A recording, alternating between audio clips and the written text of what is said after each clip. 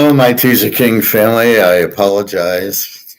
There's nothing I can do. The internet connection got severed, and I always hate that. And then it comes back, and I still see me live, and I can talk. But when I go online, it's just I see the wheel, and I go. So anyway, let's go back. So we were talking preseason, and the pick I gave was Oakland plus 7.5, Cleveland plus 8. Then I took Detroit over 27.5 at the Rams plus 8.5 as a home dog. And then Tampa Bay plus 7.5 because I think I can't remember the name. Kyle, boy, I can kind of picture him, but I can't think of his name. Really good quarterback who doesn't get in, the Baker, but he's really good. So we get him as a good live dog. And then Kansas City, Arizona. KC 1.5, 35.5. You know, you're not Mahomes. You do see he'll be the first series, Arizona, but no way of betting this. The Jets in Green Bay. We can't. You know, I don't know who the Jets quarterback's going to be. Won't be Fields. Green Bay, pretty good offense. Jets are going to stink this year. Let's leave this alone, but I think Green Bay could be a play. Denver at Frisco. This is a great game if it was regular season. Frisco 1.5, 34.5. Brock Purdy and McCaffrey's back, but I'm sure he's not going to see action. Their defense probably will see some because it's kind of a new defense. Denver, they'll get their rookies in. I doubt you'll see Bo Nix. And that's the problem with this. I mean, at least if you saw Bo Nix and Purdy for the first quarter, you go, okay. But you don't get that. So we will see. It'll be an interesting game, and we'll definitely analyze it. Miami goes to the Bears. Two terrible teams. The Bears, 2.5, 36.5. I would assume you're going to see Caleb. God knows he needs work.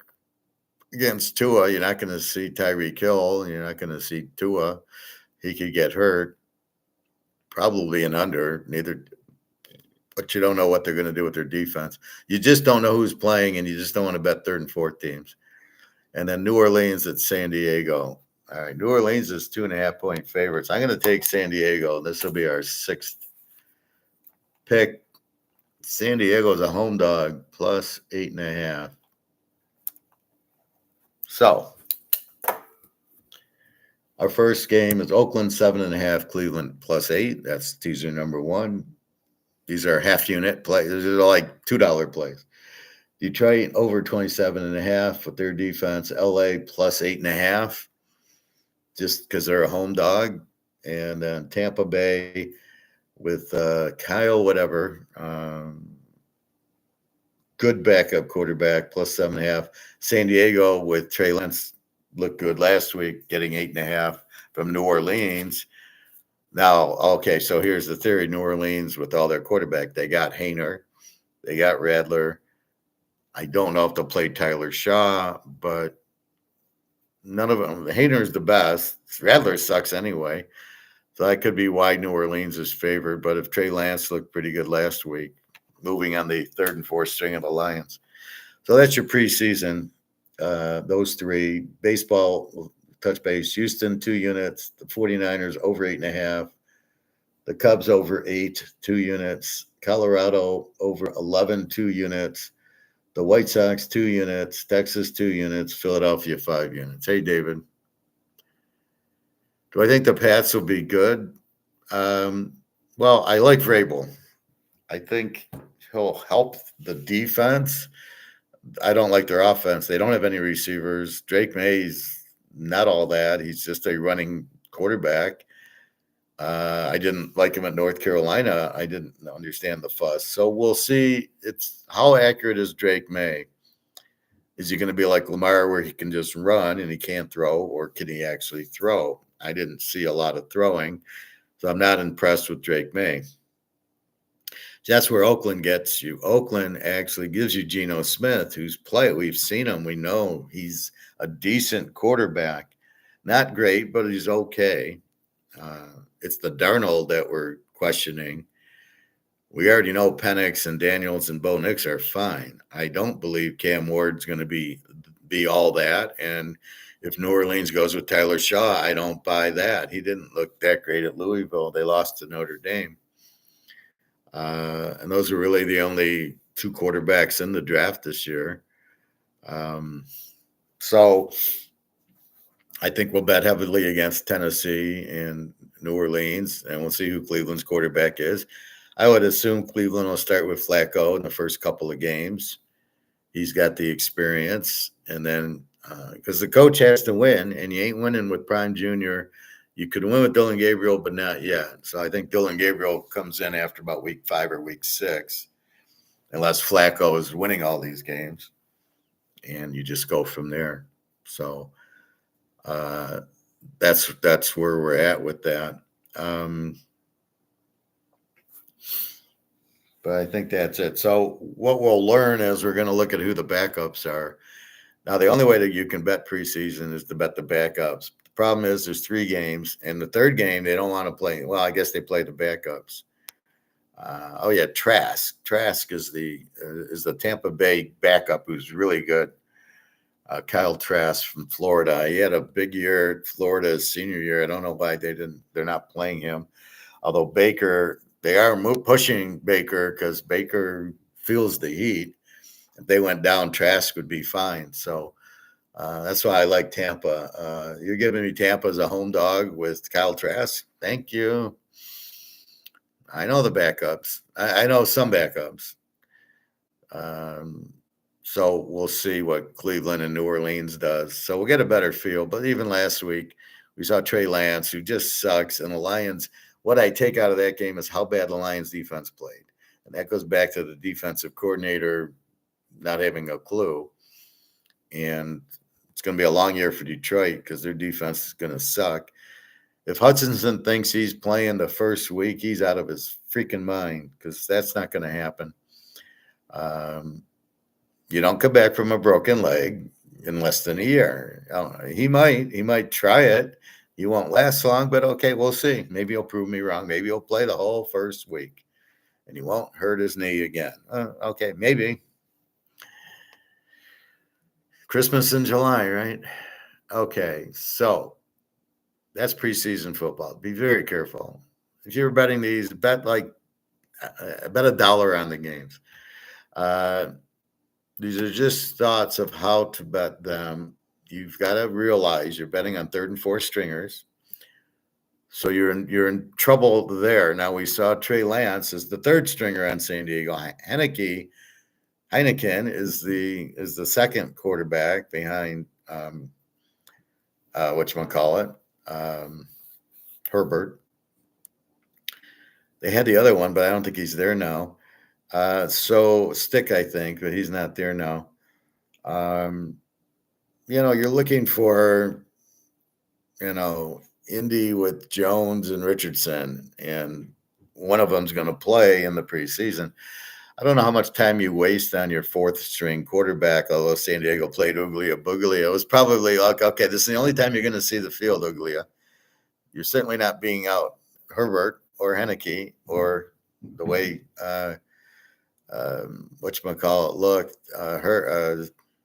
Trey Lance. You're not beating him out. So how much time do you want to waste with Uglia Buglia out there? Do you really want to? Well, I won't get anybody injured, so I'll play Uglia Buglia. Is that what you want? I don't know. But hopefully he doesn't see much action and you go back to Trey Lance. That's what I'm looking at. So a lot of interesting games that would be great in the regular season. Cincinnati, Philly, Detroit, Atlanta. Is Detroit playing it? Detroit's not playing it. Where did I go?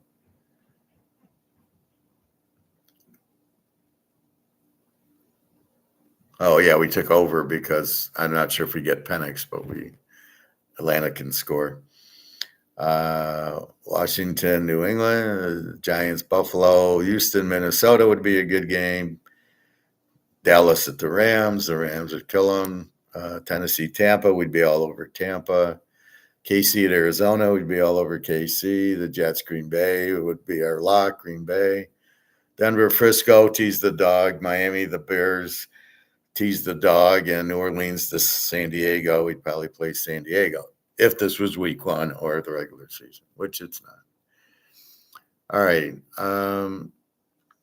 I want to show you our video I just found on the eyes. So I was watching our doctor.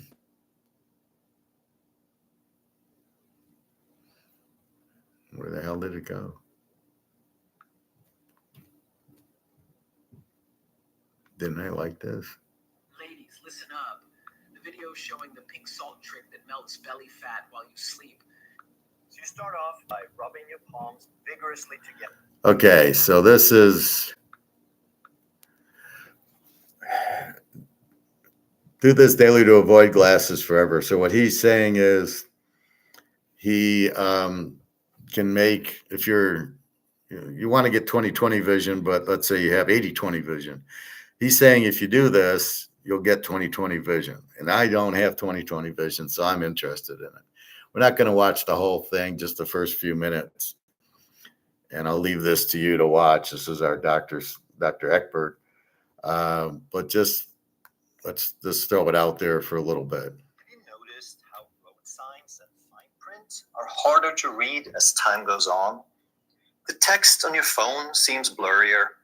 You move your head back and forth, squint, maybe clean your glasses if you're already wearing them, but nothing helps. So you go to the eye doctor and they say, that's normal. Your vision is just changing with age. And just like that, you walk out with either glasses or a stronger prescription. And it seems like every year your prescription gets worse, and everyone tells you that it's just the way it works. But what if it isn't the way it really works? Hello, health champions. Today we're going to talk about how to support your vision and make the best of your eyesight and hopefully avoid glasses forever. And the first thing we have to understand about vision is that it's not just about your eyes. It's a whole body phenomenon. It's about your whole physiology, your brain, your circulation, inflammation, metabolic factors, and on and on. Your eyes are actually an extension of your nervous system. And if you feed your brain and your body, if you move your spine, if you do all the different things that normally would support your body and your brain, like I've talked about in a bunch of different videos, now you're also supporting your vision at its root. And while it's wonderful that we have sophisticated technology to help people see with glasses, we also have to understand that glasses don't handle any of these factors. Here's a mind-blowing example to give you something else to think about, to look at this from a different perspective. What if vision is actually pretty flexible? So there's something called DID, or dissociative identity disorder, also known as multiple personality disorder. And with this, you have one person who can shift their physiology, can shift their personality. So they don't necessarily even know this, but they become a different person in their mind. In the same body, they can have multiple people living. And one of these people, one of these personalities could have really poor vision. They might need so-called Coke bottle glasses, like really strong glasses. And then they switch personality, not even knowing that it happened or how they did that. And all of a sudden, the new personality, the new identity has 20/20 vision. And that shift happened in a matter of seconds. Now think about this. It's the same person. Nothing has really changed physically. They have the same eyes, they have the same brain, except they became someone else in their mind. They have shifted to a different physiology when they became that different person. And they have shifted to a different belief system, if you will. They believe they're someone else. Sorry. And it's not something that they have control over, but they believe there's somebody else, and now their physiology shifted, and something as profound as eyesight has dramatically changed. So here's a few different facts on your eyes. One thing is that the retina, the back of your eye with the photosensitive receptors that detect light and turn them into an electrical signal, that's actually brain tissue that's connected to the optic nerve, which, by the way, is cranial nerve number 2. So it's an extension of brain tissue. And then the focus and the pupil size is controlled by your autonomic nervous system. So we'll talk about the differences, about things you can control and things you can't. And your vision and your eye movements depend on muscles to move the eye, but also on posture and spinal integrity to make the whole system work. And if we want the best vision possible, we have to understand the things that interfere with our ability to see clearly. And one would be chronic inflammation that breaks down body parts. Oxidative stress does the same thing.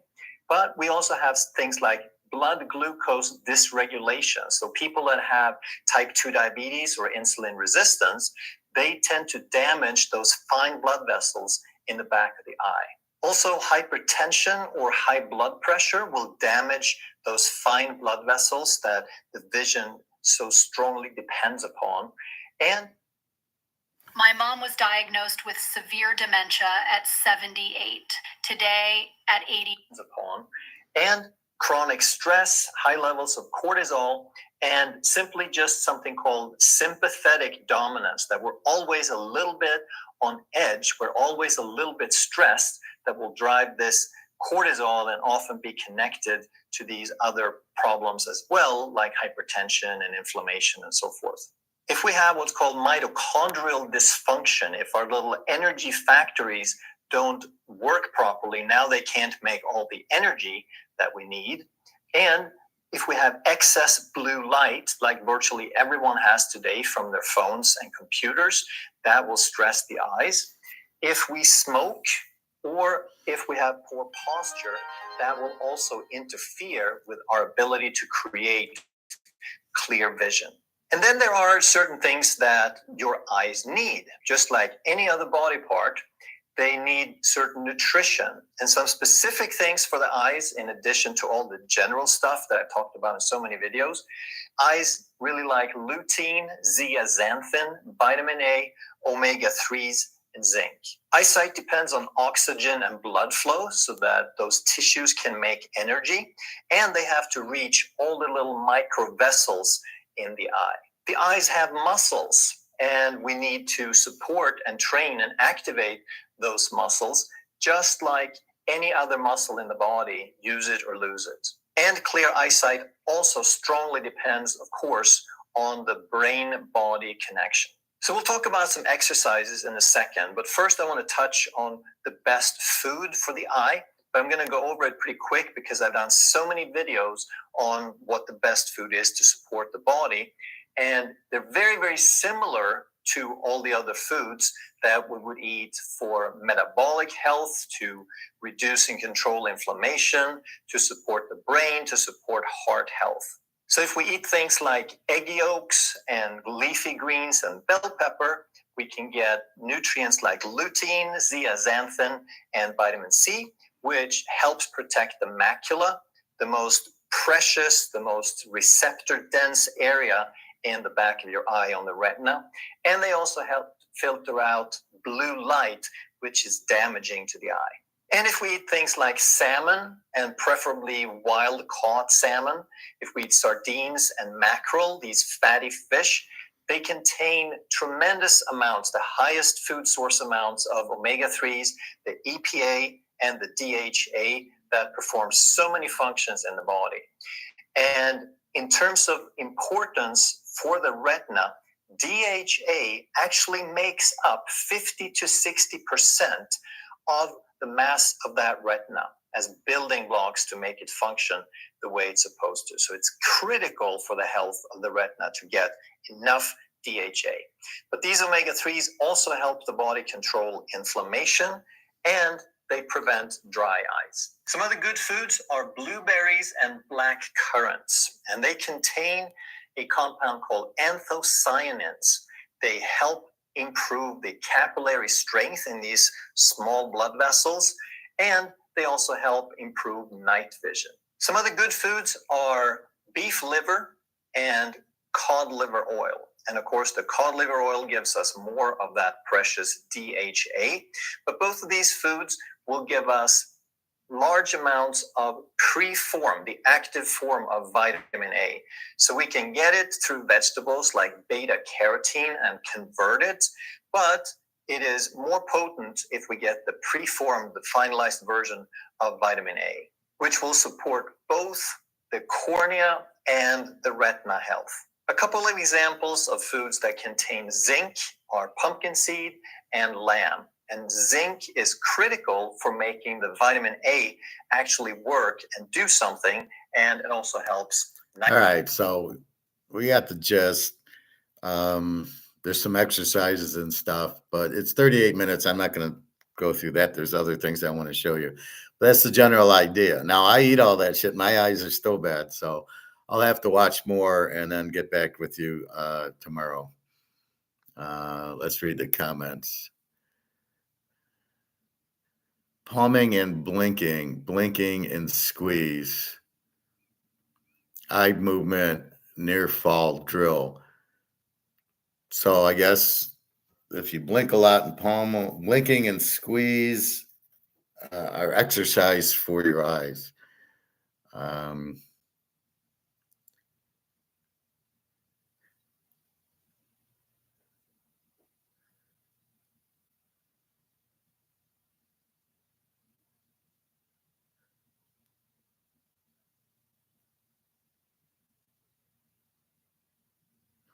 Let's see.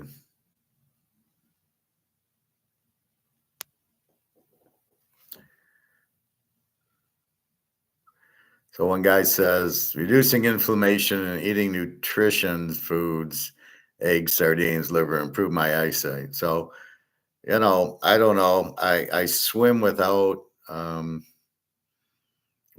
glasses to strengthen my eyesight. We'll see how that works.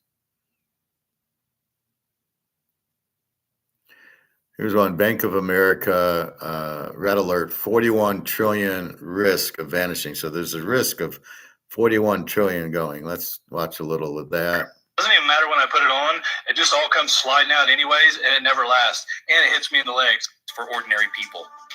Then. Well, even with the recent rebound, one of our traders is sounding the alarm over foreign investors looking to...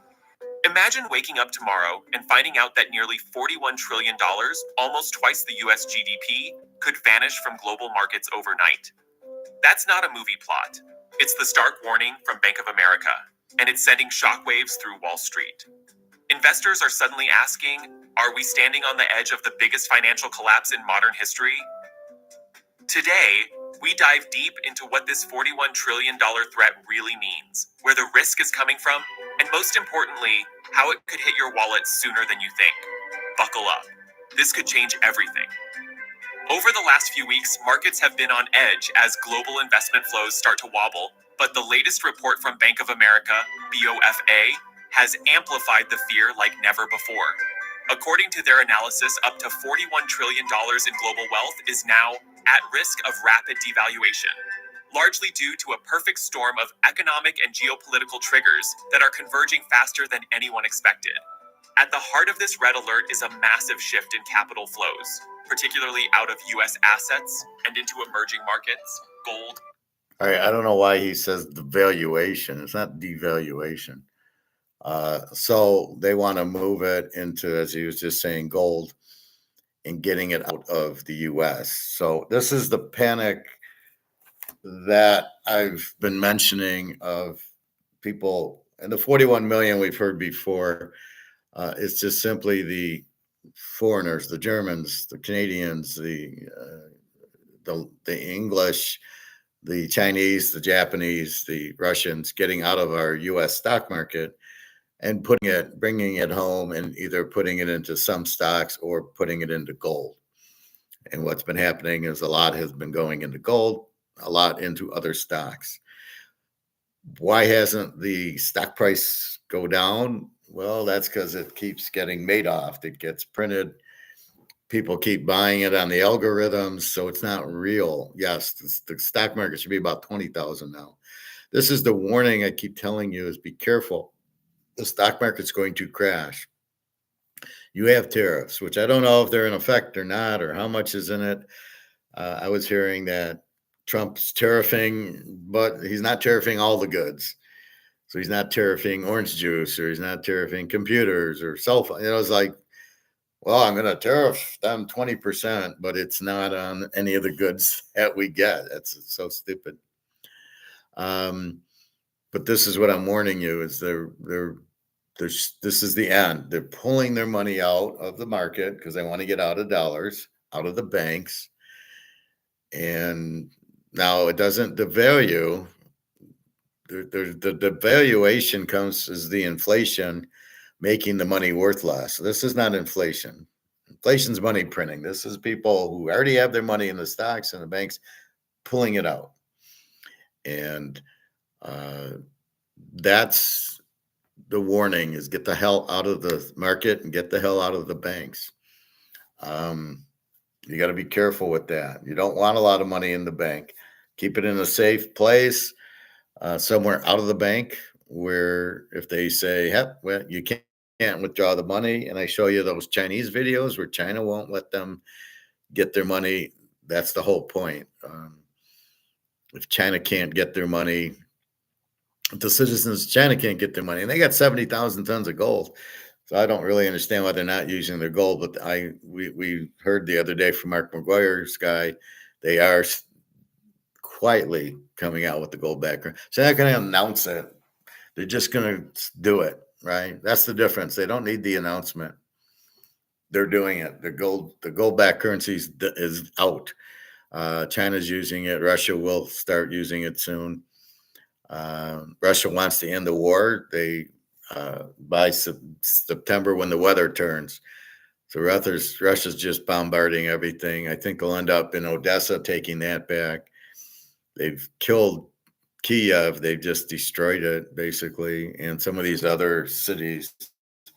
Now, I've been there, as you know, Odessa, very nice little city on the Black Sea. I show you the candy when you see those candy things in my thing. Let's see what we'll show you. Odessa.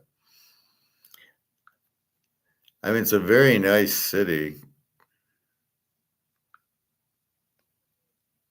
You see my Italy pictures quite a bit, but let's see Odessa. That's Barcelona.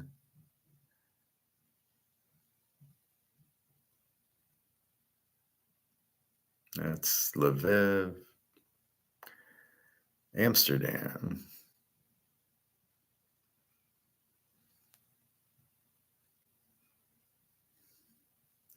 All right, so here's Odessa. So this is a restaurant right on the Black Sea, and I always like the presentation. And look at the the nice steel ovens and stuff, and the nice display of the fish. That's another look of the same restaurant. That's what you see from your seat. Again, very nice. This is in Odessa. Here's another look of the restaurant. And there's moi sitting, and that's the Black Sea behind us. It was just getting nighttime, so it was getting dark. That's a nice view there. That's the Black Sea. And then I went to the candy store, and it was a beautiful candy store. They had all this candy. My favorite there, all the little colors. And that one. And that one. Who's red and black? Georgia. Here's Miami of Florida. And here's the whole SEC. Tennessee there. And there's Michigan. He's in blue. And then this is when we'd go to the beach. You would sit on these things. You could see it wasn't that expensive. And they'd serve you, you could order food or water. And then you'd go out into the Black Sea and it would cure your gout because you'd walk into it because the salt and you were fine. And a few more looks at what they were. That's all Odessa.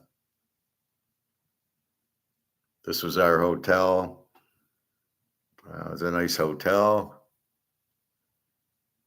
And this was, Jenna wanted oysters, so we went champagne, lemon, oysters.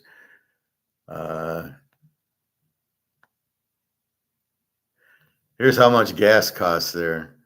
Good luck figuring out what it is. $17.20 a liter, I would imagine. So I don't know what it costs, but I like to do those pictures. So again, here's us having lunch on the Black Sea. This is like 45 minutes away.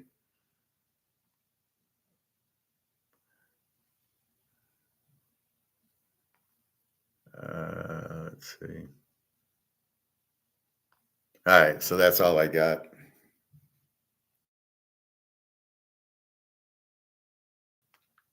City, whatever will be left of it, but they'll take it.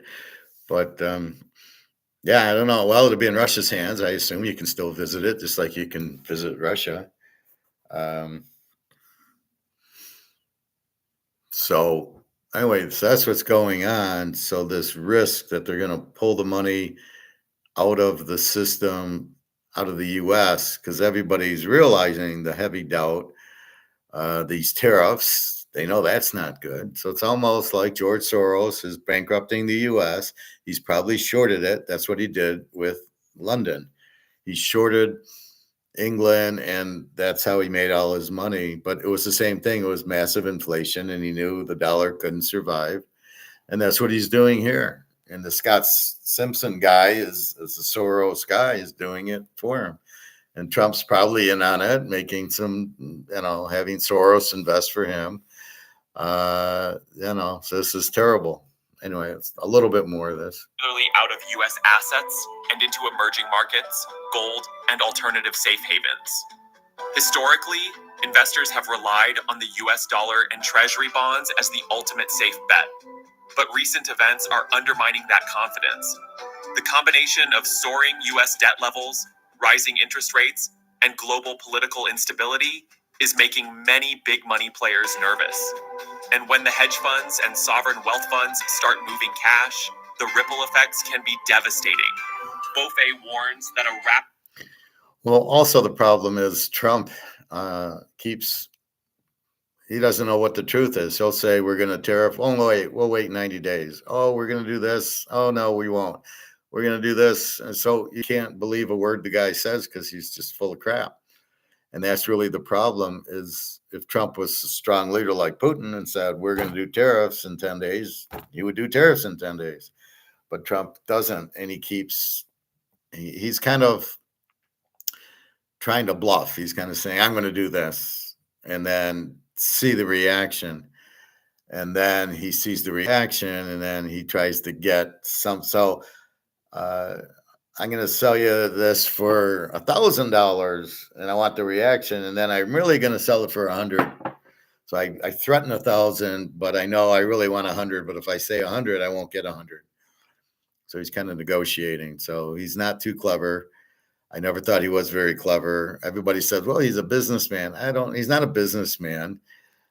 He's out of his mind. He's a bully, I guess, but he's not a businessman. He hires people to do the business. He doesn't do it himself. He's bankrupted his casinos and his buildings many times. They're all going to be crumbling because a lot of the business buildings are going to be empty because nobody's working in buildings anymore. They're all working from home or remote or something like that, or fleeing to different countries. A lot of companies are leaving the country because of the tariffs and all the problems. They don't want to hold U.S. dollars, 37 trillion in debt. There's big problems. All right. Sell-off of U.S. bonds, equities, or currency holdings could trigger a chain reaction across stock markets, pension funds, and even banks themselves. This wouldn't just be a Wall Street problem. It would seep into everyday life. Retirement savings could shrink, mortgage rates could spike. Yeah, we know all that. See, I don't like these type of guys because, they really, he doesn't really give you an answer. It's like, this might happen. Well, we don't want to know we already know what might happen. We want to see what's really happening.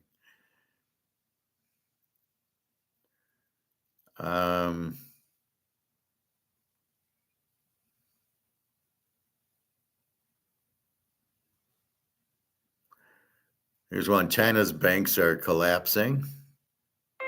One small habit every day. Feel the butterfly effect ripple through your body. I didn't know simple Pilates accessory. Han and Shanxi. China's banks are collapsing. Vanishing bank balances, blocked withdrawals, banking panic, protests.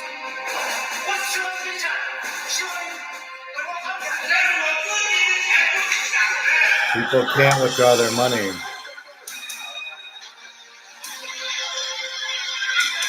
Welcome to China Inside, where hidden realities are exposed. Every day, we bring you what state media won't. Let's begin.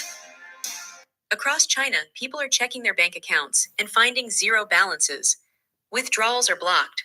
Branches are closed. Police stand outside doors as protests erupt. What began as scattered glitches is now a full-blown crisis. China's banking system isn't just under pressure, it's breaking in real time. For years, China's banking sector has been viewed as an extension of state control, a tool for economic planning, political stability, and public reassurance. With over 4,000 regional and rural banks and more than 100 state-backed commercial institutions, the system appeared vast, modern, and stable. Government slogans promised secure deposits, accessible credit, and people-centered finance. But behind the confidence was a different reality. Many of China's small and mid-sized banks, especially those in less regulated provinces, were quietly becoming hollow. Poor oversight, bad lending practices, and massive exposure to real estate made them vulnerable. Shadow banking networks thrived. Non-performing loans were hidden. Risk was rolled over year after year in the hope that future growth would paper over present liabilities. The 2020-2023 COVID era only accelerated the decline. Lockdowns choked small businesses and consumer spending. Loan defaults surged. As real estate giants like Evergrande and Country Garden collapsed, the banks that had financed their projects began to wobble. Many regional banks had bet heavily on. So this is based on the real estate market crumbling. They don't really have a stock market. Nobody trusts it. And they're all buying gold and getting bank accounts in gold. So when the bank's problem is with the real estate collapse.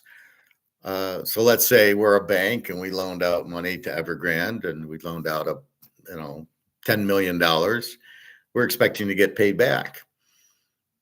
Right. So we're going, oh, we got 10 million coming in from Evergrande. But Evergrande says, no, I can't do it. I'm bankrupt because I never really built the house and I just scammed everybody and nobody's interested in that. We don't have any money to build the houses with. So I'm not getting my 10 million back from Evergrande, and we know how a bank works. So that 10 million is supposed to pay the people out. It's like a Madoff, right? And so they don't have the 10 million. They can't pay the customers out. So all the customers are coming to the bank to get their money out, and the bank's saying, I don't have your money. We don't have it to give you because we didn't get all the money from Evergrande and this other real estate company that also scammed everybody. Because that's what you get in a communist. It's all crooked. Most of the government is crooked. Is it communism, socialism? Is it what Hitler was? Is it what Stalin was? What you have now? It's all crooked. It's all based on feeding the rich, and they don't care if they do it. Like they didn't care that Evergrande didn't make anything. The banks do, but the government really didn't care because they were probably getting a cut of that. That's how it's working here. Everybody's getting a cut from the defense contractors. So that's why let's keep the war going. So they have to buy more weapons. They don't have money. Ukraine certainly doesn't have any money. Europe is gone. They're toast. So it becomes where a lot of the people don't have money. You can't pay back your loans. So who suffers? The banks, because the banks don't have the money to pay out. And that's what's going on in China. It's not really the inflation because of that. And because, I don't know, the yuan, I'm sure, is inflated, but they got 70,000 tons of gold to play with. They're not broke. And if you think they're broke, no, because that's what the gold does. It protects you. I was talking to Irina, who's in Romania, and and I was explaining that to her that I think her prices are going up, and I says, well, that's why we have the gold, because that will be going up with the prices. So it's the dollar loses value, and the assets keep the value. So it takes more dollars to buy the gold. So gold was 35 an ounce, is now 33.60. So again, it's taking more dollars to buy real assets. That's why we buy real assets. That's why we buy gold. So here you can see they're getting the banks are getting screwed by the real estate companies who can't pay back the loans because you don't have money. Your GM, your Ford, your Evergrande, a lot of it's borrowing, right? Who has $10 billion to buy to make a factory or to make all the houses? So what you tend to do is you borrow. So you borrow from the bank. The bank says, okay, yeah, they make money. They're a good company. They'll pay us back. So the banks worry, will he pay us back? Well, you never worried about Ford and GM paying you back, although it did happen. And they obviously weren't worried about the real estate because they keep getting paid for these houses, but they kept building new houses and they never built anything. So they had hollow buildings, and now they're all starting to collapse. People are living in them and they're collapsing. So China's fucked. All the citizens then who have their money in the housing they're broke because their house isn't worth anything. They have money in the bank, so they're trying to get that out, but they can't because the bank's saying, I don't have it to give you. Evergrande screwed us, so we're screwing you. And this is my point about don't leave too much money in our banks because you're not going to get them out. You got 41 billion, a trillion of money coming out of the stock market and the banks. The stock market's going to collapse because the people are afraid and they're going to put their money back home. Japan, China, Europe, France, Italy, put their money back into their own currency and then probably most likely into gold. That's why gold's going to go up because of the demand, and that's why the stock market's going to go up. You can't pull 41 trillion out of it and just assume that the stock market's not going to crush. That's one of the reasons for the 1929 crash was a couple of people started pulling their money out because they needed the money. It wasn't because they didn't like the stocks. And then everybody, since nobody knows what they're doing, the frenzy came into, I better sell mine. I better sell mine. And it went from $290 for the Dow to 29. And it was really just people selling because they needed the money. And maybe they needed it for investment, maybe whatever, but they needed the money, so they sold their stock. And that's partly what's going to happen here because you're going to need your money. Problem is our money isn't worth anything. And they haven't figured that out yet. We understand it, but they haven't. And that's going to be a big problem. So in China, is the yuan worthless? Probably due to inflation, because they're probably printing more money for the banks. But really, you got 70,000 tons of gold. You ain't broke.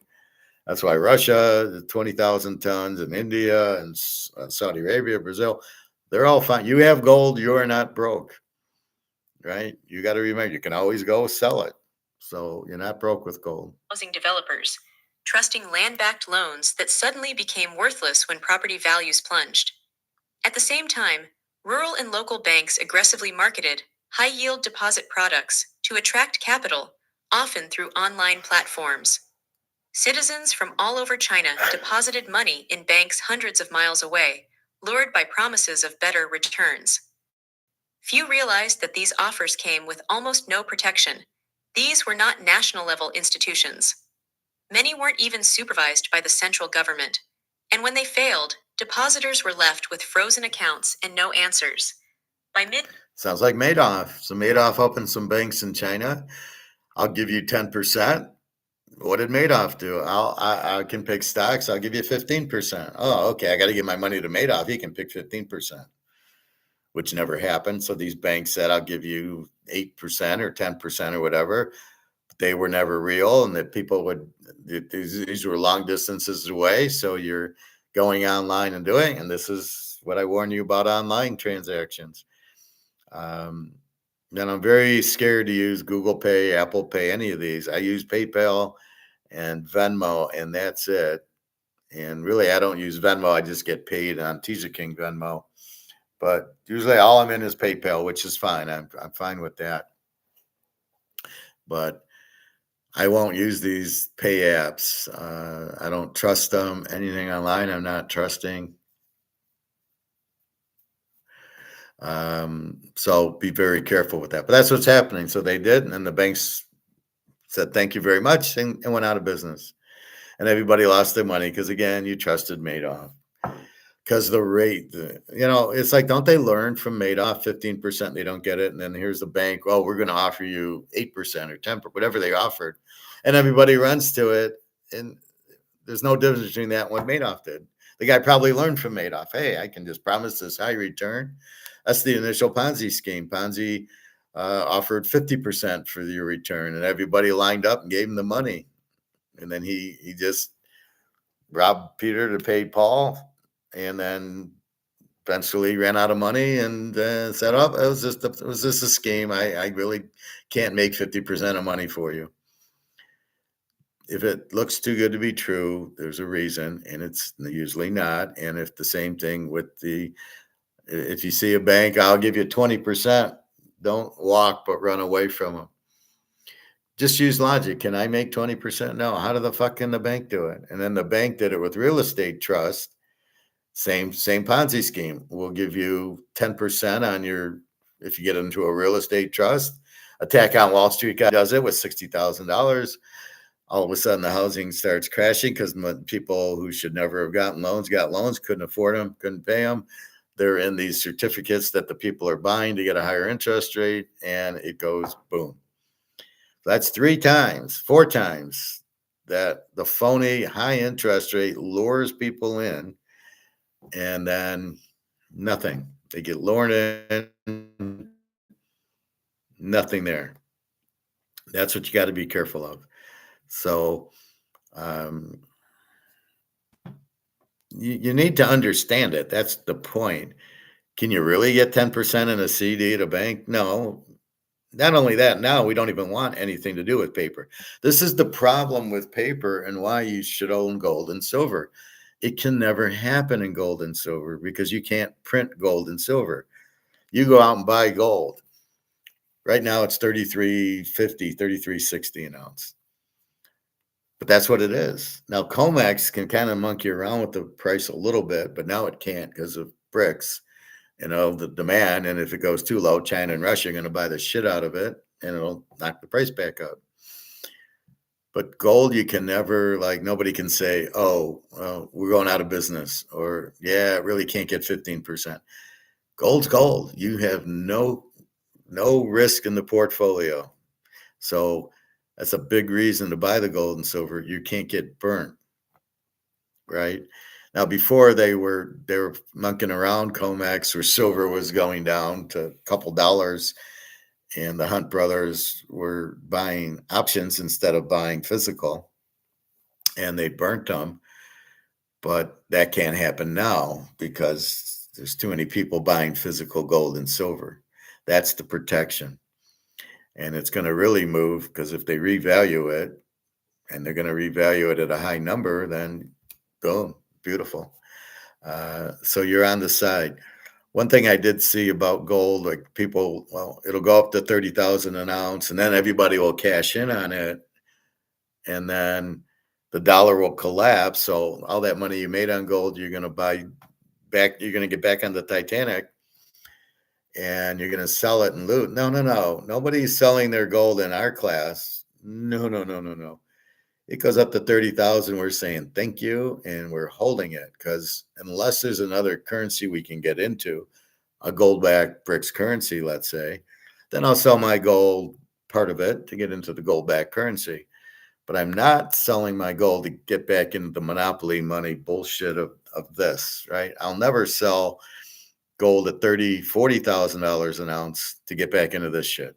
I might sell an ounce or two to take a nice vacation, but I am not selling any of it to get back into the. Now what do I do with it? I got 40 grand. I sell 5 ounces. I got 200 grand of this shit. What am I going to do with it? So that's the problem. You've got to know what you're going to buy with it, because you don't want to get back into the dollar. The whole game now we're playing is get the hell out of this. We choose gold and silver, and that's the point. You get out of it for that, but you never get out of the gold and silver to go back into it. Why would you want to get back on the Titanic as the boat's sinking into the bottom of the Atlantic?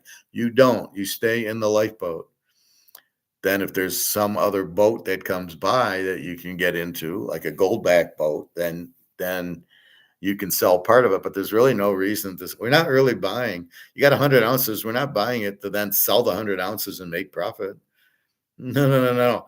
We're buying it to get out of the dollars monopoly, but we're also going to make money on it. So it's a double. Very rare that we can get a double, but usually it's just to get out of dollars, and that's the point of it.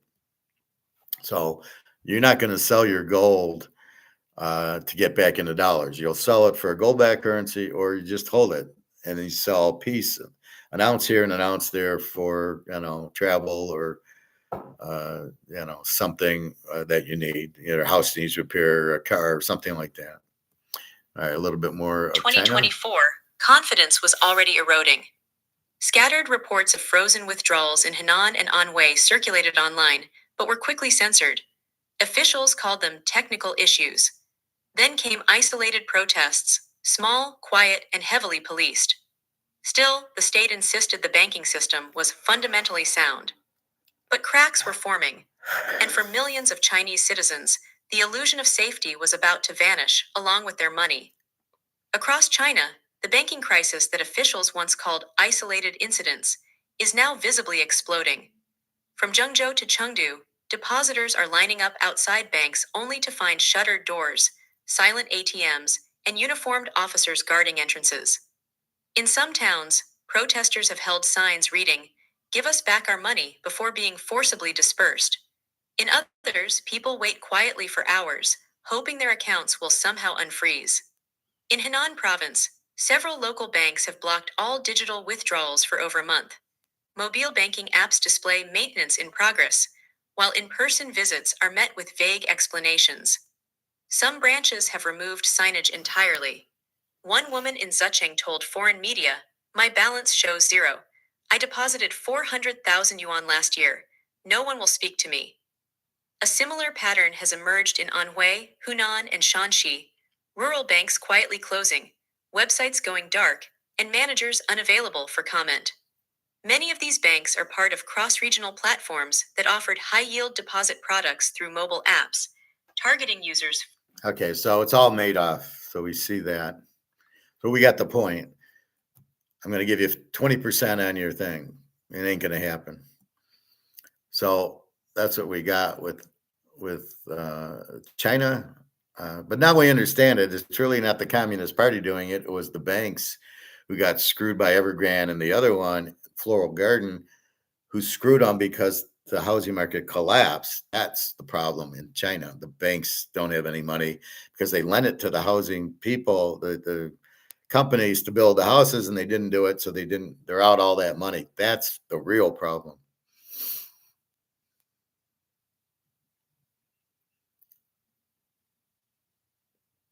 Okay.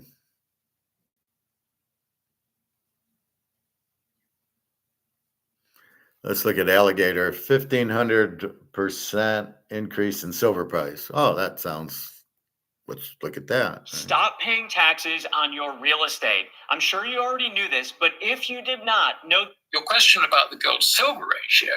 I think we're going to see it fall further. I think we'll see it fall quite significantly. I mean, I wouldn't rule out at all. In fact, I would expect it to move back down to around about 50, which has been some sort of average over, really since about 1900, I suppose, or the 1880s. because it was in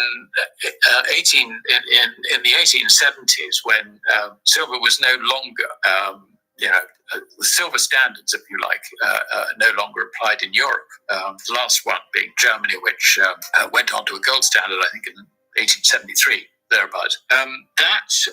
So what he's talking about is the silver to gold ratio. So what he's saying is if gold's 3,300, he's expecting 50 times. Right now it's like 100 times, right? Silver's at 38, gold's 3,400. So that's about 90%. So he's saying, well, it should go to 50%, which if we do our math, 3,800, half of that, so it'd be like 140 an ounce. But we're not looking at the ratio. We don't believe the ratio is real. So therefore, it's a number, but it's been on COMEX, and I don't buy that silver's never been over 50 an ounce. That's bullshit. So I think what you need to look at is the real ratio, and I think silver will hit at least 500 an ounce to 1,000, because as people realize the dollar's gone, and they don't realize it yet. We understand that. We're waiting in the lifeboat. So as silver moves, it's going to go much higher. And I'm not looking at a ratio. I'm not saying, well, if gold's 4,000, if silver is 50, does that make it 200 or 2,000? I'm not sure. Well, 100 to 1. So if it's 100 to 1 now, 100 to 1 at 4,000 would be 40.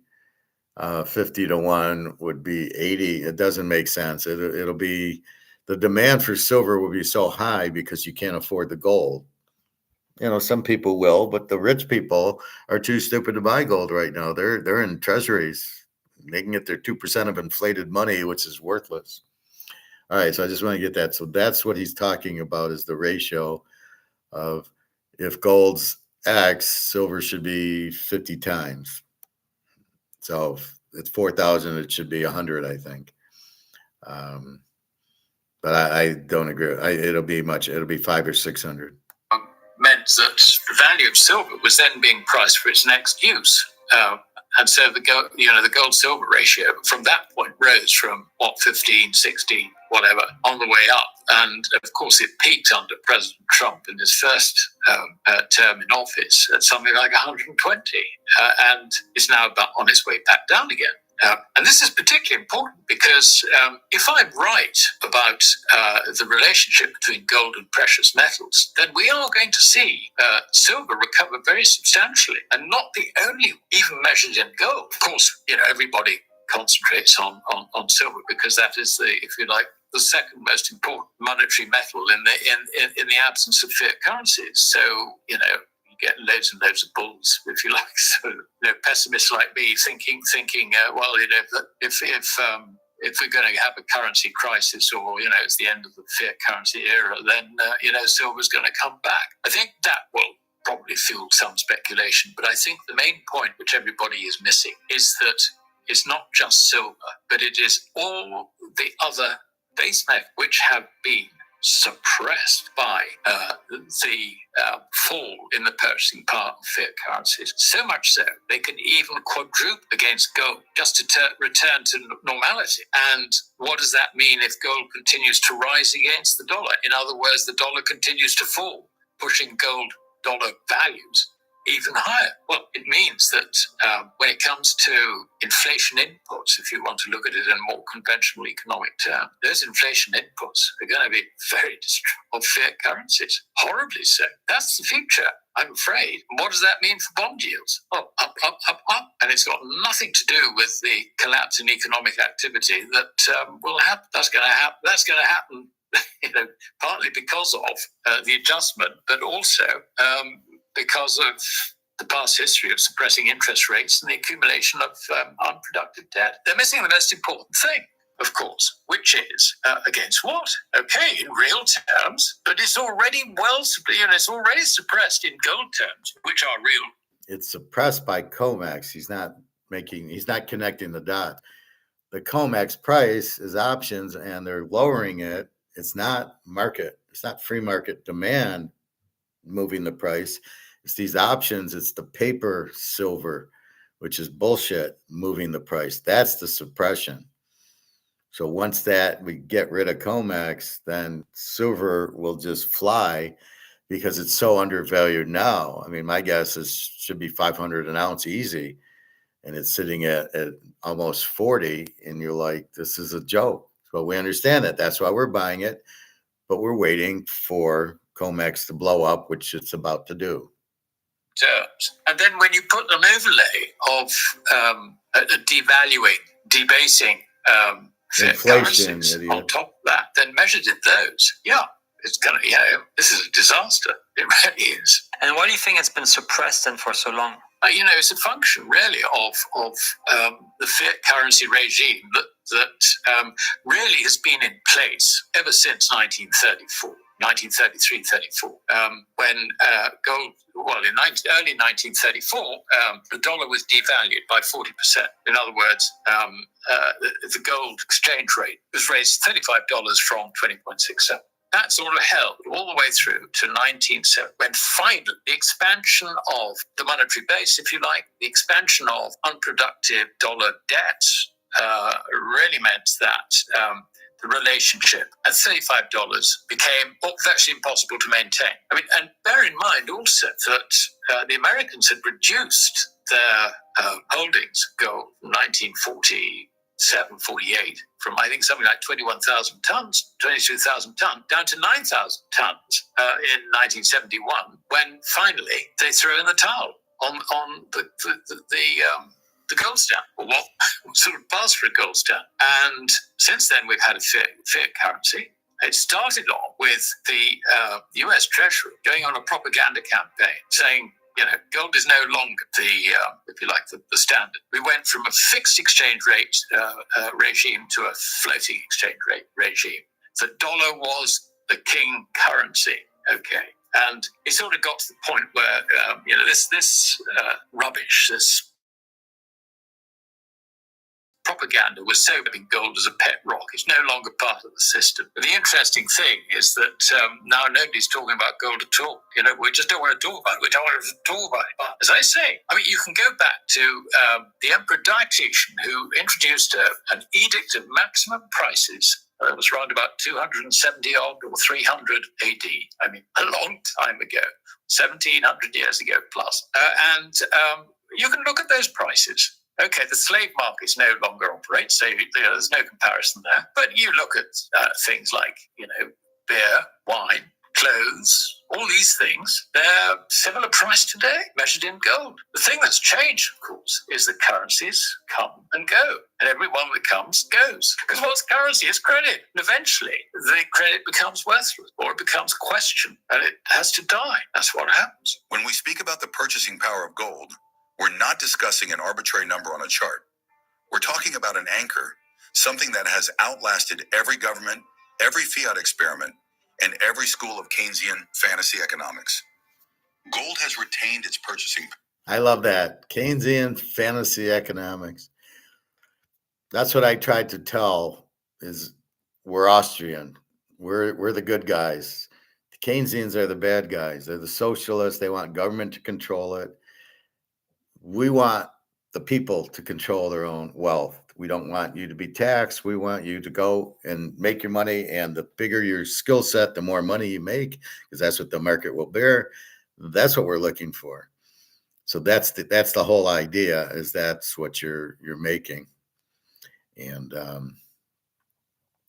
you got to keep that in mind. So the Keynesian fantasy is the government will control the market, which it can't do. That's what Adam Smith, when I show you Adam Smith, he's saying we make all these decisions, but the government can't control the decisions we make.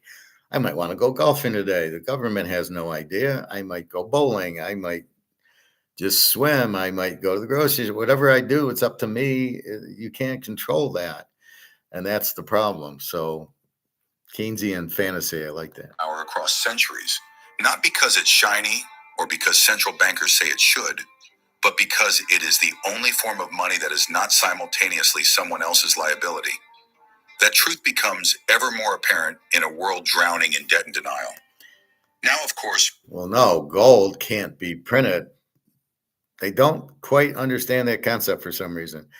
It's not that gold is counterparty risk. It's gold cannot be printed. Therefore, it can't be inflated. Therefore, it can't lose its value. Now, they'll sit there and they'll say, well, gold has the same value now as it did. No, it isn't.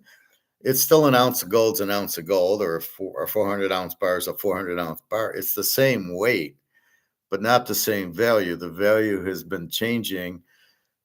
Before, the dollar would lose its value, making it take more dollars to buy the gold. So $35 to buy the ounce is now $33.40 to buy the ounce. But why did it go to $33.40? Not because the dollar was inflated as much as the demand by brics. Why was it just 1,700 a couple years ago? And why did it go from 1,700 to 3,400? Because of demand. Because of all the BRICS countries buying gold, wanting gold, knowing gold's the only lifeboat. That's why it went up, not because the dollar kept going down and down and down in value. The dollar's had no value for a while. So it's been the demand for the gold that's pushing the price up. That's why it'll go much, much higher. Now, yes, the dollar is losing value, and now it takes $33.50 or whatever, $33.60 to buy the ounce. But by the end of next week, it might be $3,500. And does that mean that the dollar lost more value? No, it means the demand for gold has gone up. And that's why we want to get rid of COMEX, because they keep the price lower because of the bullshit trying to make the dollar look strong. But it's ridiculous. In the market is how you got to value it, not on options, not Eddie Murphy. Right. Prices of individual commodities will vary when measured in gold. Some will rise, some will fall. Technology changes, minds are exhausted, tastes shift. That is the nature of a dynamic world. But what doesn't change is the average purchasing power of gold across a diversified basket of goods, especially base metals. Take copper, tin, nickel, lead.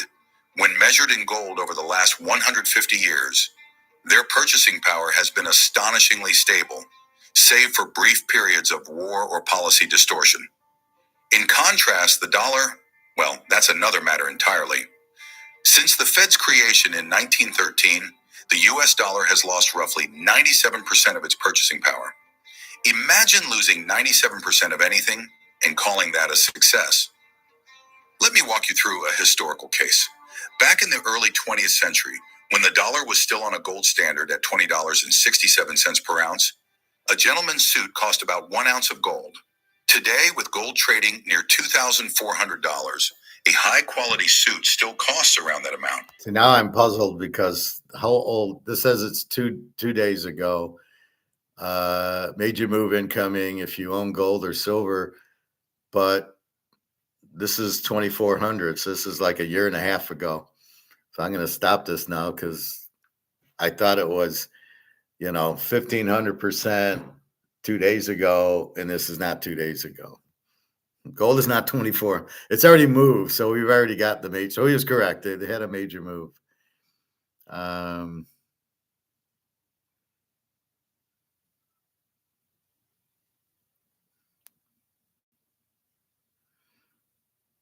right, let's see. Trump caves and slashes tariffs. Okay, we know that. He's a bubblehead now. Trump moves nuclear subs near Russia. Let's see what this is about. We kept putting off getting a new roof because we had no idea what it would actually cost. Every time we Googled it, I doubt we will ever catch up. Apparently, the moments ago that Trump has ordered. Okay, so this is I like this Daniel Davis. He's another colonel besides like the other colonel. So these two colonels are pretty good to watch. They pretty much tell you what's really going on. They're lying to the people saying Russia's lost 1 million people. They haven't. Then they're lying that Ukraine's only lost 100,000 people and they've lost 1.8 million.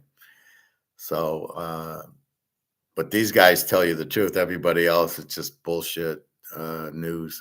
nuclear submarines moved closer to Russia. And Trump says, let's see if I can read that. He says, I have ordered 2 nuclear submarines to be positioned in the appropriate regions, just in case these foolish and inflammatory statements are more than just that. And he's responding to, or he's referring to some, he claims, are some inflammatory comments by former Russian President Medvedev.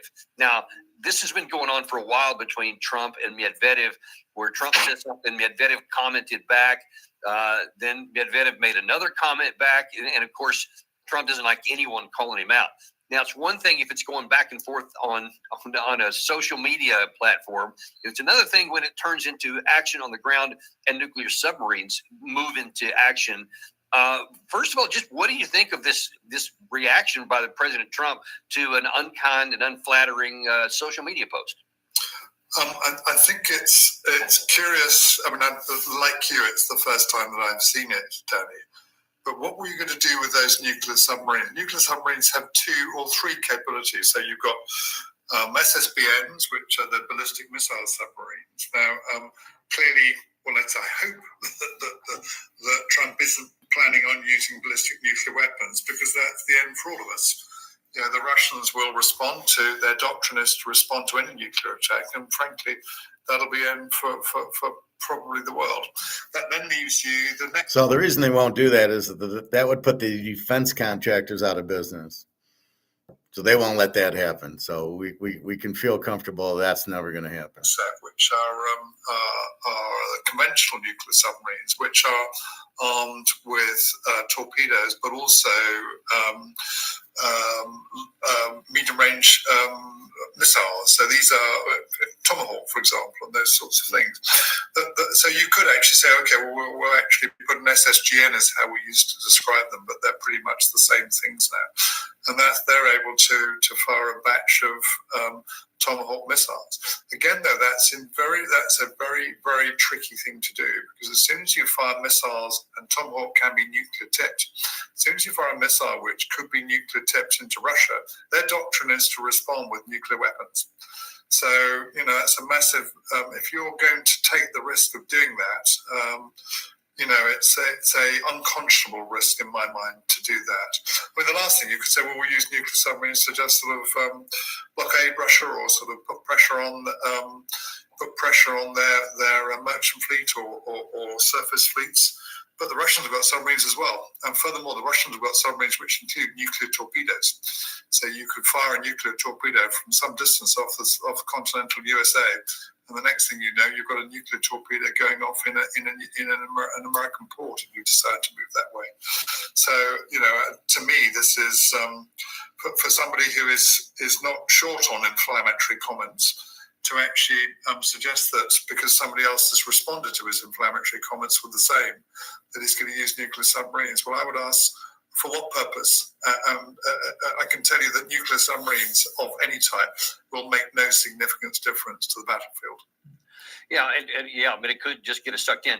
I'm actually looking at something here on my screen. Unfortunately, I can't display it here.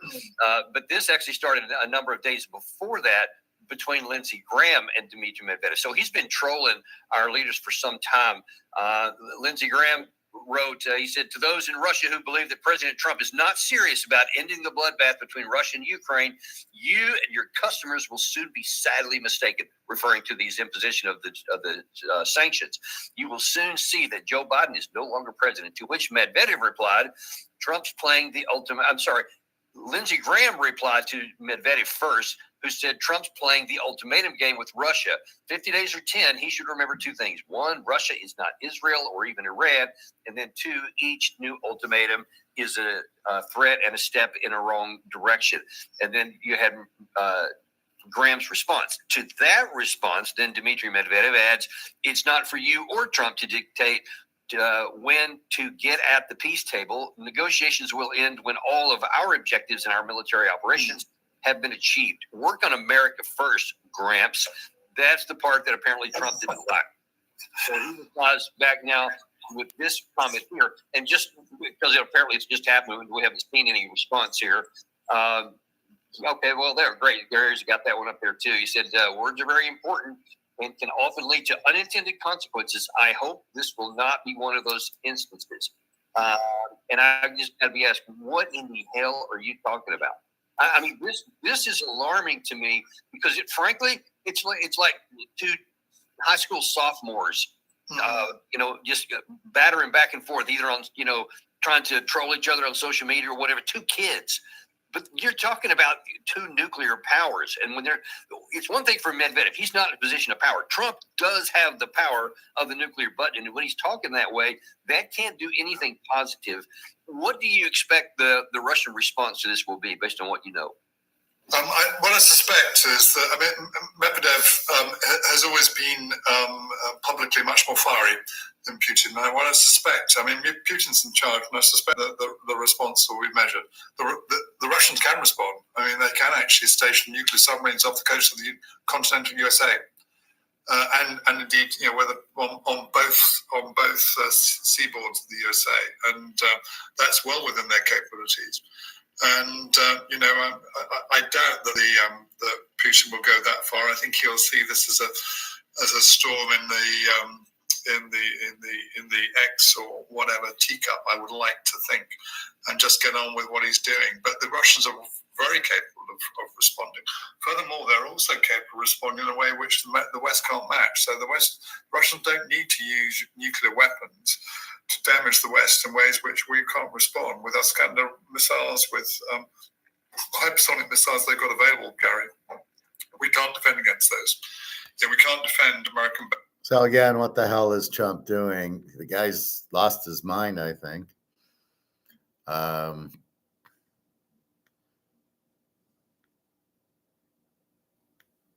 Let's see. There was one more.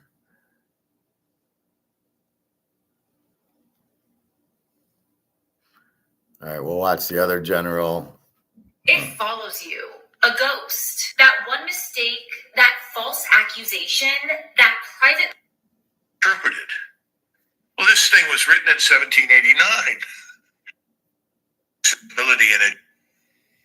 Well, again, we're speculating, and neither of us, as I pointed out before the show began, is on receipt of presidential guidance to the Russian General Staff. And as I mentioned to you, President Putin, sometimes for good and sometimes for not so good, has been a primary driving force in the conduct of these operations in Ukraine. At the beginning, as you point out, I expected the Russians to behave rather differently, not so much on the basis of willingness to sustain losses, which they're famous for, but actually because I thought they would be interested in punching through, isolating, and destroying as quickly as possible the Ukrainian forces in front of them.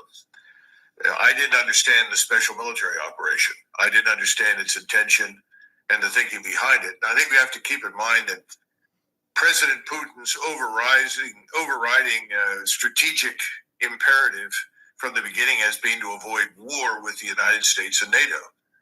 And he has tried to avoid taking any action or adopting any measures that might provoke U.S. in specific military intervention in Western Ukraine.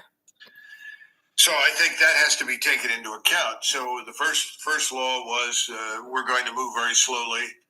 Secondly, we don't expect to meet a great deal of resistance because we're in an area of Russian speakers. And finally, the Ukrainians haven't built that good a force. So I don't think this will be a very difficult task. He went in with a very small force, had less than 90,000 men actually on the ground going into Ukraine, discovered that he was up against a regular force of 450,000, augmented by another 450,000 reservists, all of whom were extremely well equipped and many of whom were very well trained. He struggled with this and was looking for some sort of opportunity to end it early. First of all, he didn't want to mobilize the country to go to full-scale war. He thought that we were not interested in risking war with him. And so he imputed to us a degree of flexibility and agility of thinking and behavior that just was never there. So it took him time. I think finally when the talks in Istanbul broke down and your former Prime Minister Boris Johnson flew to Kiev and announced that, forget it, don't make peace with the Russians, even though at that point the Ukrainians were actually willing to come to some sort of resolution of the conflict, as we know. And the individual who initialed the document for the Russians in representing Zelensky and the government was subsequently assassinated. But Boris Johnson said, forget it, fight. You now have the complete backing of the largest silent industrial power in the world, the United States, along with NATO. We will stay the course with you, and you cannot lose because Russia is weak, and the Russian society itself is weak, and President Putin is on fragile ground and is afraid of being overthrown. Well, all of those assumptions were utter nonsense. And Putin discovers that one thing is very clear. He hasn't got a force that's large enough to do the job. He doesn't have enough trained military manpower to secure Russia's borders as they are, the longest borders in the world, and at the same time to fight the Ukrainians, as well as NATO, obviously, which is backing them and training them and equipping them. So you go through this period in the summer, and finally there's an agreement. This man, General Surovikin, takes command. Surovikin is a kind of shady character, an Air Force officer, but he understood the impact of linking intelligence, surveillance, reconnaissance assets with striking power from artillery and rocket artillery and aircraft. And he builds a strategic defense. And his argument is, let's build this along the region that we want to retain because it's overwhelmingly Russian, and let the Ukrainians expend themselves pointlessly in attacking it. It's rather similar to the argument that was made to Stalin in 1942, early 42, and then the spring of 43. What we need to do, Stalin, the chief of the general staff, I talked about him in my book, Margin of Victory. He went in and everybody thought he was going to be shot by Stalin because it finally came down to a decision in March, April 1943 to attack the Germans or go to the strategic defense. The Soviets went to the strategic defense, and they defended this outcropping, this peninsula that we call the Kursk salient. And the chief of the general staff, deputy chief of the general staff actually, he said, this will be too tempting a morsel for the Germans to resist. I tell you, boss, Wurst, if we do this, the Germans will attack, and they will expend themselves and their resources against our defenses. And once they've done that, then we'll attack. Well, you had something similar in the fall of 2023, and that lasted into the early winter and spring of 2024. And then eventually the Russians began to make deliberate attacks. But they only did this when they had a huge manpower pool, when they built up lots of reserves, because they understood that if you take losses, you have to replace losses. In order to replace losses, you have to have trained, equipped manpower on hand, organized into formations. The Russians understood from the beginning that the war would be won on the strategic and operational levels, not on the tactical level. In other words, the tactical level is important, but it's not decisive. It's how you organize and commit your resources on the strategic and operational levels as part of a succession of operations that wins or loses wars. And so that continued into 2024, and the losses on the Ukrainian side began to mount dramatically. So instead of losing perhaps 50 to 100 a day, the Ukrainians were losing hundreds every day. And eventually this went to thousands and thousands every week. We now think Ukrainians have lost somewhere in the neighborhood of 1.8 million men killed. That's a tremendous number. And within the last 6 to 12 months, the losses have been very high because the Ukrainian military is disintegrating. It's collapsing. It's in the same condition the Wehrmacht was in the last 10 months of World War II. And it's when armies begin to collapse that they take the heavy casualties because they're trying to withdraw. They're trying to avoid contact. They're trying to set up new defenses. And as they pull back. I was born to the world's greatest superheroes, but they got murdered on the day I was born. New defenses. And as they pull back, they're easy targets for the advancing enemy. And on this battlefield, where everything depends upon your ability to see who's out there, and then send in initially drones for surveillance, and then ultimately attack, and then rocket artillery and artillery that you then follow up with a very deliberate, calculated ground offensive, where, for instance, tanks are not used in great numbers as mobile operational contingents. Instead, tanks, for instance, are used as assault guns to move up and finish off defenses so the infantry can go forward and claim the ground. That's what the Russians have been doing. It's worked very, very well. The Russians have taken, we think, about 120 to 125 thousand killed in action, plus another 300,000 or 400,000 wounded.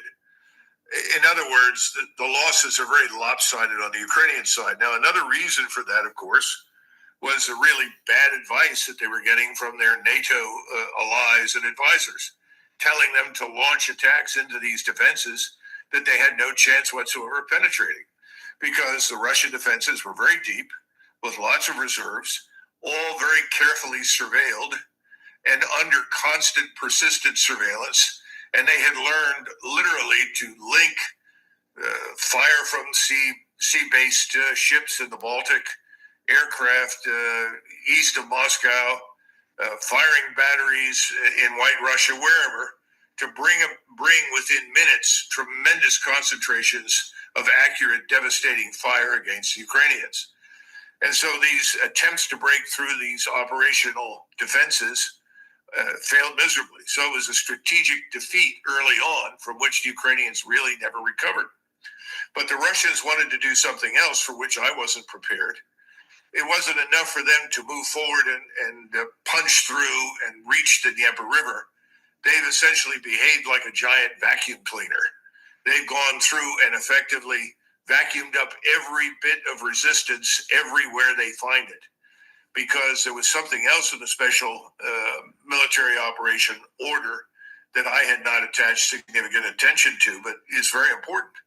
It's the annihilation of Ukrainian forces, because they are seen as the background of this alleged neo-Nazi regime in Kiev. So it's not enough just to push aside the forces in front of you and punch through. You have to kill them all. And that's still going on. And that's why you have such a high level of people being killed, because eventually they're paralyzed. They can't move, because if they move, they're targeted and destroyed, and then eventually overwhelmed. So we're at the end, as you point out. There's no question about it. There isn't much left. The question, though, is what do the Russians do? In hourly lows. The US, they keep thinking they're going to defeat China, and then they realize they can't. So then they sort of lick their wood. Interpreted. Well, this thing was written in 1789. But increasingly here is revolutionary change. There's a growing sense that the ballot box doesn't work, and that we're going to have to go to some form of revolutionary change to derail the current directions in Washington. Now, does that entail killing and fighting? I don't know. It may not. But I think what we need to understand is that when these kinds of revolutionary periods begin, and I think we're in one right now, I think you certainly are in England, a couple of things happen. The first people that come to power fail. They fail miserably because they don't get it. They don't understand how upset the population is. They don't understand how much the population wants in terms of change. And so whoever shows up initially after Starmer, whoever comes in after Macron, whoever comes in after Metz, I would say, and after Giorgia Meloni, it doesn't matter. They'll fail because the stringent measures required are simply things they can't bring themselves to implement.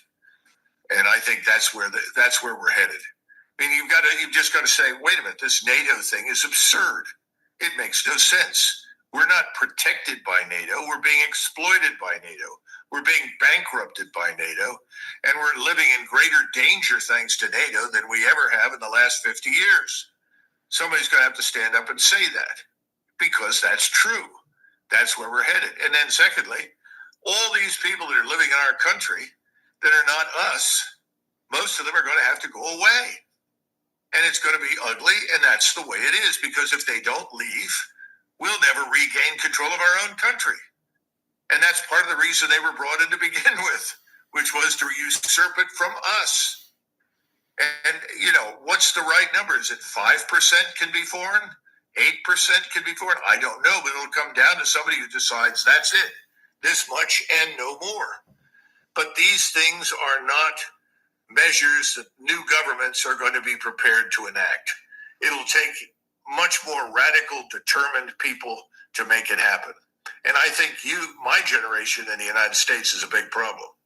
I don't know what it's like where you are, but in my country, my generation of so-called boomers, they look around and say, the government will fix it, and I got my pension, and, they'll print more dollars or whatever is needed, so let's just calm down. No, they're not going to wake up until the pension is gone, until there are no more checks in the mail.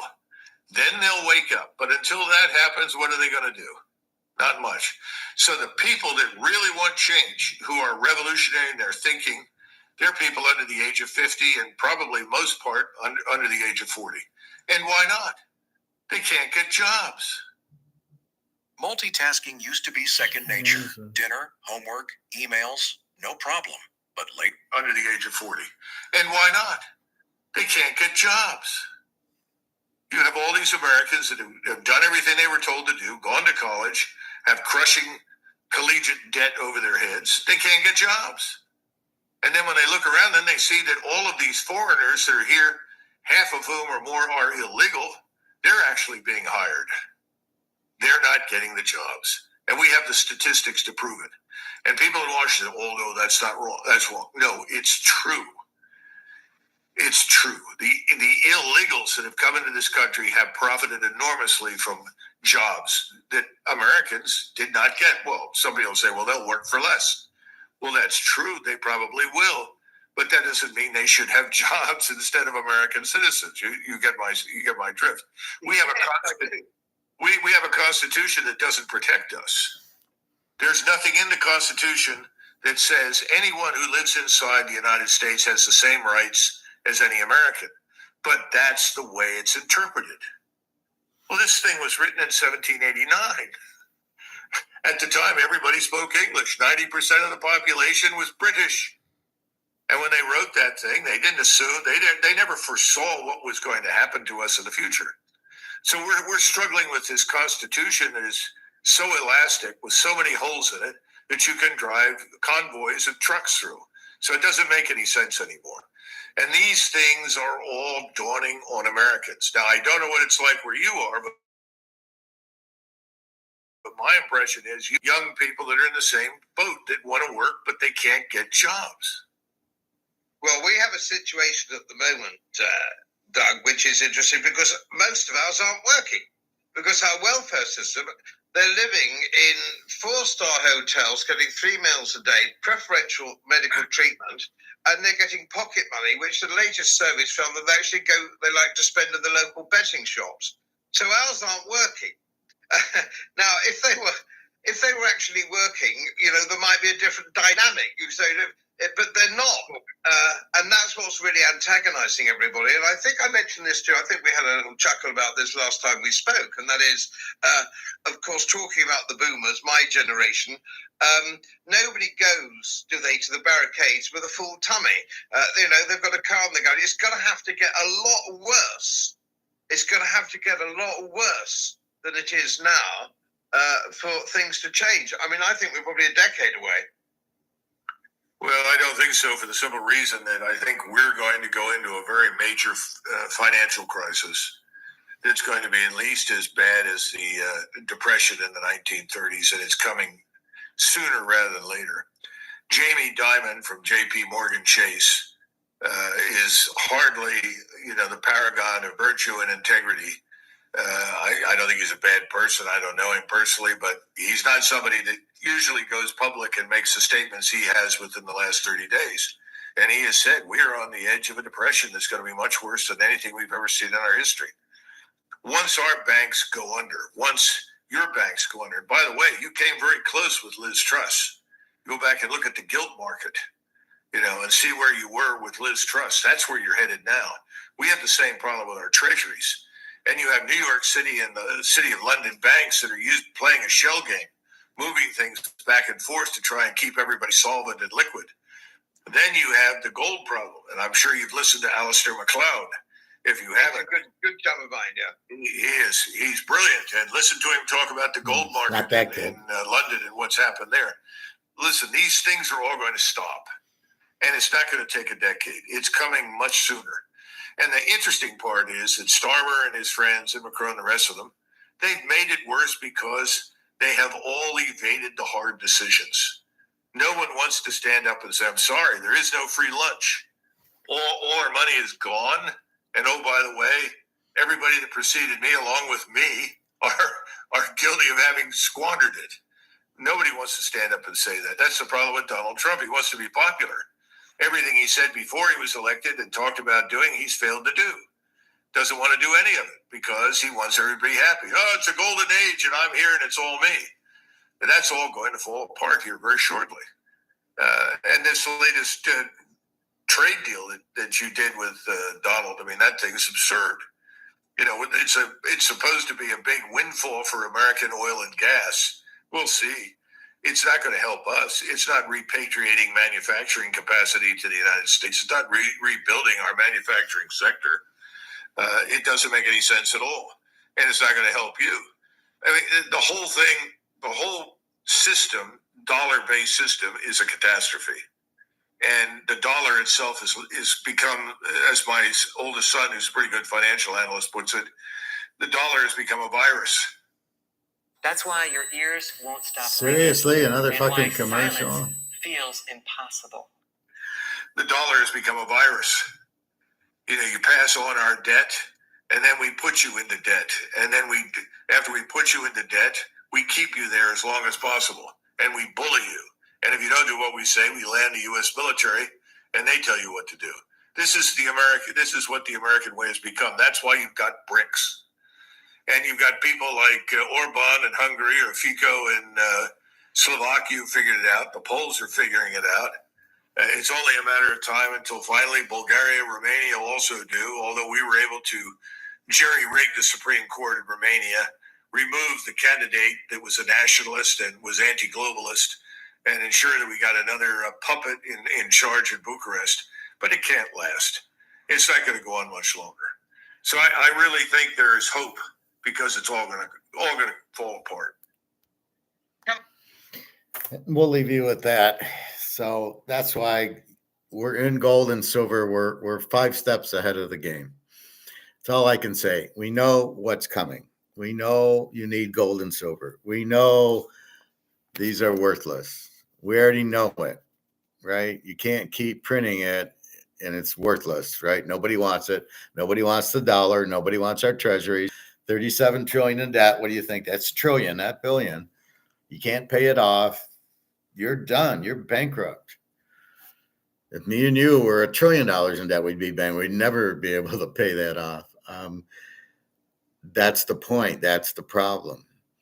And Trump's running around trying to get tariffs to get the 37 trillion, which will never work. Nobody's just going to pay for your debt.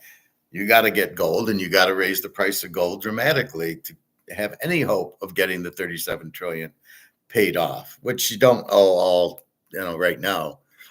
And that's where we're at. We're totally fucked, but gold and silver is the lifeboat. And that's what I've been trying to say for 5 years now. That's the answer to the question. The question is, we're bankrupt. How do we get out of it? That's how you get out of it. It's the only way out. And Trump can do what he wants. And stable coins, you do not want stable coins. They are not real. They are just show the panic of trying to get people into stable coins because nobody wants our dollar. Well, nobody's going to want U.S. stable coins because they're backed by the dollar. So that doesn't help you. Maybe if you had stable coins backed by gold, it would work. But if you have that, just have dollars backed by gold. Nobody wants stable coins. Nobody wants digital currency. It's a nice collectible, but I'd rather have a Mano card than a Bitcoin all day long because I trust the Mano card. I don't trust the Bitcoin. It's really just a few players in it. Trump's in it and Saylor's in it and Larry Fink and the Russian mafia and the Chinese mafia. So if you want to play with them, don't be surprised when you lose, because that's what happened with Madoff, and that's what's going to happen here. So it's worth something. And if you bought it cheap, I would get out now. And because the banks aren't going to give you the money, even if you are able to get the money out, which I doubt, it's going to, how does it work? It goes into your bank account. So now you got 110,000 in Bitcoin. Maybe you had 10 Bitcoins, and you got the money into your account. Now what? Oh, I'm rich. Oh, really? You're in dollars. Can you get the money? No, the money's sitting in the account. Well, we just saw what happened in China. They can't get their money out. You're not going to be able to get your money out because the banks are going to collapse, because people won't be able to pay their houses and their car payments and the buildings, and all the real estate will collapse. So they can't pay the banks back. The banks are going to steal your money. The bank, you're not getting your money out of the bank. Do it now, and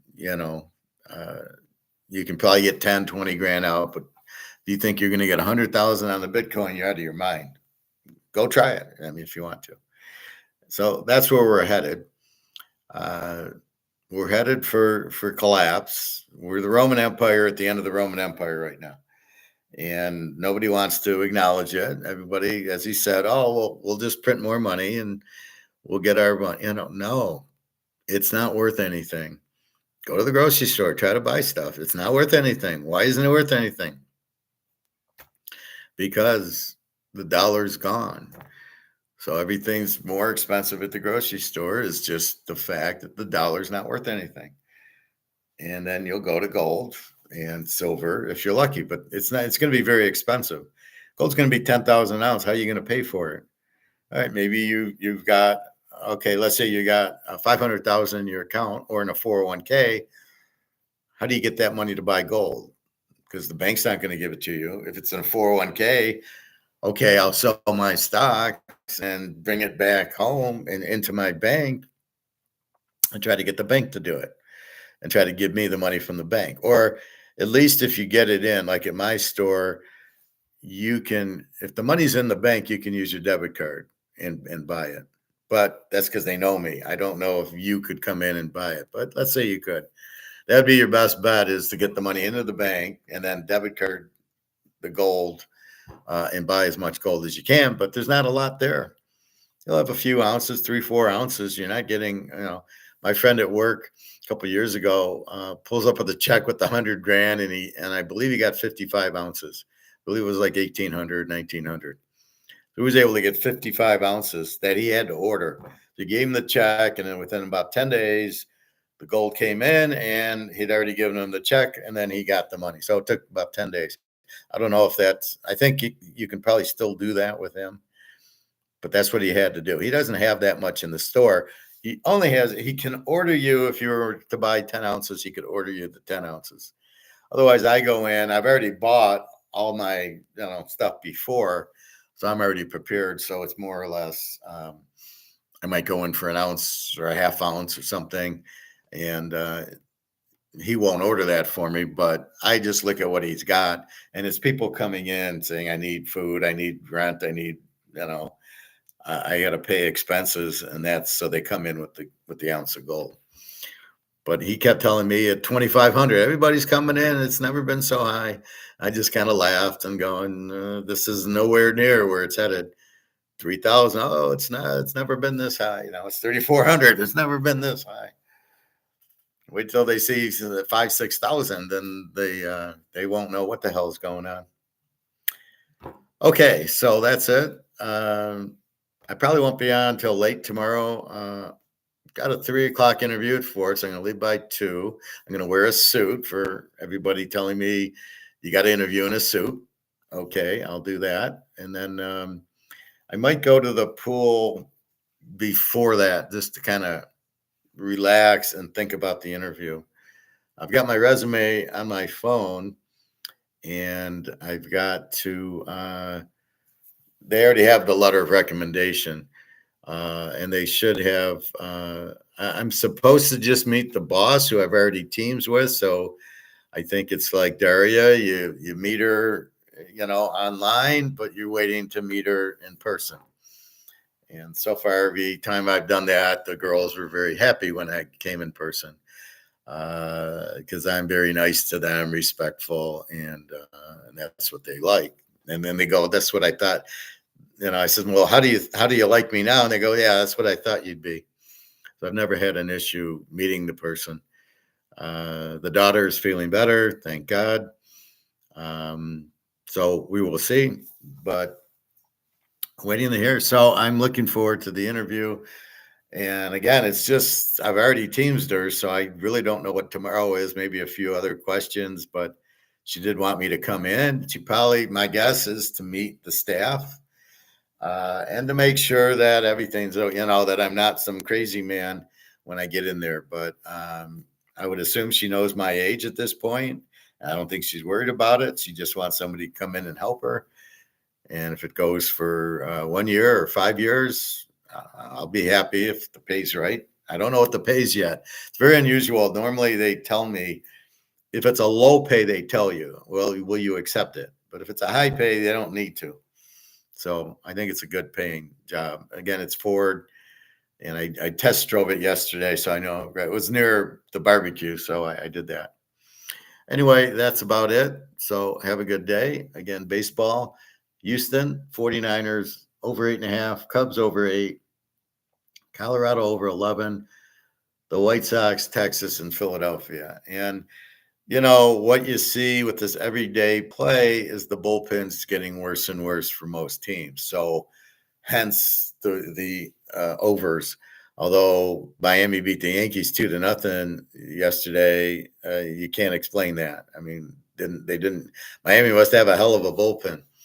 So anyway, that's kind of what I saw. I can't believe Scanes blows a 6-0 lead, and I can't believe the Tigers.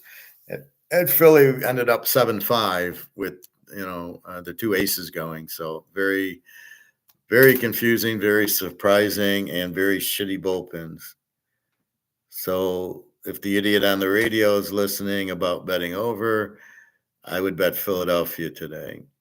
He'll bet the over, but it'll probably go over too. Anyway, I think that's about it. Any questions, comments, let me know. And I will talk to you soon. So again, probably I'll go to the pool early and then come back to shower and get into my suit. I want to leave by 2, or maybe 1:45. It's a 3:00 interview, but I know exactly how to get there. So I'll be there early. Want to get it over with. I think everything should be well, and I'll let you know. And I don't know if I'll find out tomorrow if I got the job or soon after, or if I didn't get the job. I don't know, because it'll just be the interview. But the key words is, when can you start? If you hear that, you've got the job. If you don't hear that, you don't. So I'll try not to fuck it up too much. Anyway, have a good day. www.teaserking.com. Good luck and enjoy your day. All right. Take care, everybody. And buy your gold as soon as you can.